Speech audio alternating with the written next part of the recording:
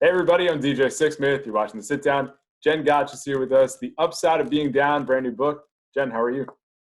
I'm hanging in there, looking for an upside every day.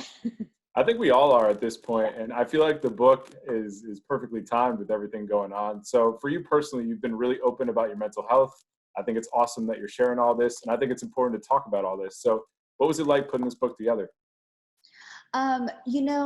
Emotionally, it wasn't as hard as I thought it would be. Logistically, it was a lot harder than I thought it was going to. I sort of entered in thinking like, I am going to be so good at this. I'm just going to blaze through it.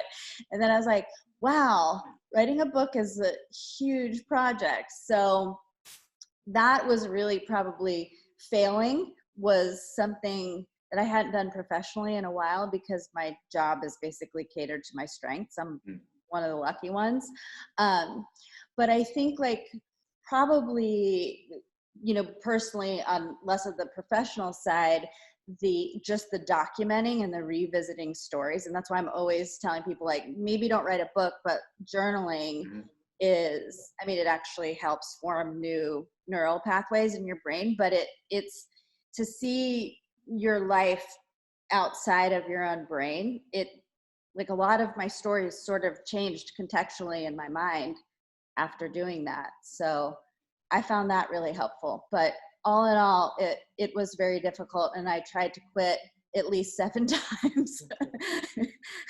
Yeah, it's really fascinating when you take a step back, and I've journaled in the past too, and it's like the things that you thought were important at the time or like really crazy in your life actually They're really nothing. aren't. And I think that's one of the wildest parts about it. So what are like a couple things for you where it's like, all right, this was a huge deal in my life, and of course it's still important, but now I look back and I'm like, why was I freaking out about Yeah, I think probably generally speaking, and I put a lot of the sort of abridged versions of some of the interactions between my mom and I, and like there may be a sentence that she said to me 30 years ago that I felt like defined me. And like I held on to it through decades of therapy, told everyone I know, you wouldn't believe what my mom said to me.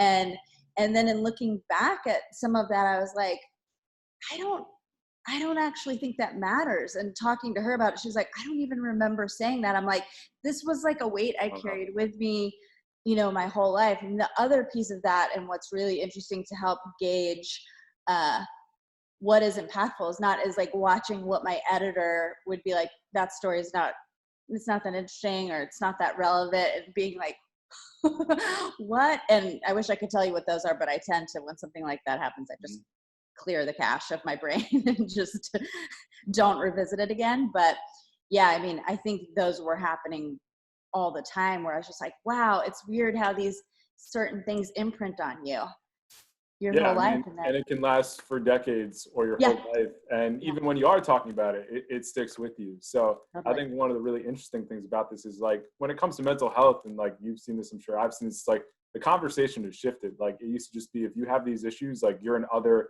we're not going to talk about it. Now people are embracing it, and we're still in that first wave of it. So what's it been like for you to just see the evolution of this conversation? It's interesting because I've obviously always been very like forthright about the illnesses that I struggle with, and I feel like I've somehow been in this protective bubble. So the people in my orbit have always been quite open about it and didn't like sort of like recoil if I would say something. I think what I notice more is like people actually just, they're aware of it in a way. So it's maybe not that the conversations are where we want it to be, but there is a growing awareness of like what these terms mean, um, how to spot them, what do we do about them, starting to talk about them, which I do think is like we have a long way to go, but we're much better than we were like when I started on my journey 20 something years ago, 30 something years ago. And I think like right now, there are a lot of people dealing with mental health issues that they've never had anything like that before.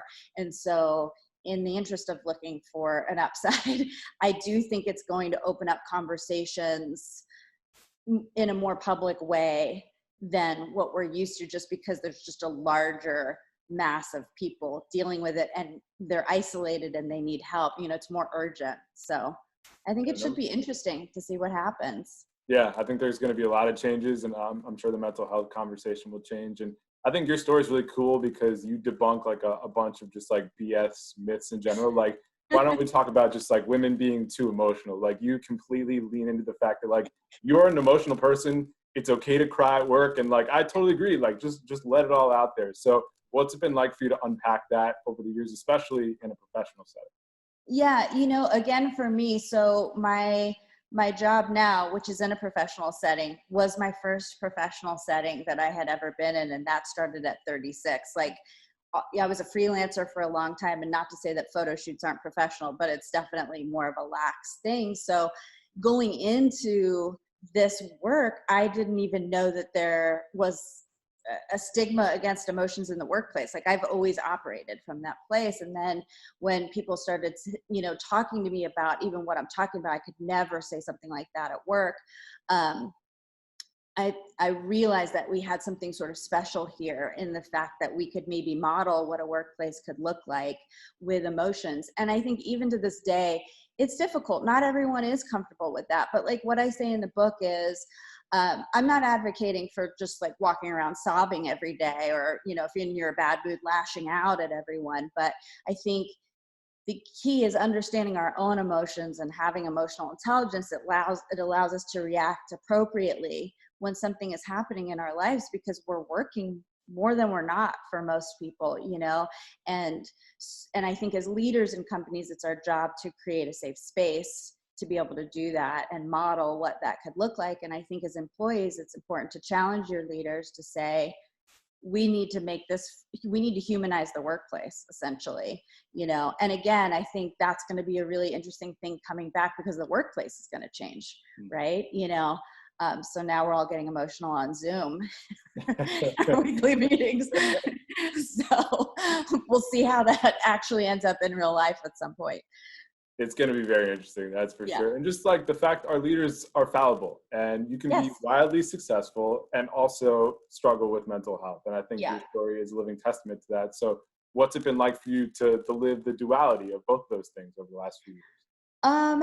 You know, again, I think maybe these are the gifts I'm given, so I'm able to like freely talk about it and write a book. But like, I don't know that I saw it as duality. Like, I didn't necessarily see those struggles as an impediment. I saw them as like an opportunity to be stronger and smarter, you know, and take those experiences and turn them into something else. And I think it's my like authentic relationship with the illness that doesn't necessarily make people second guess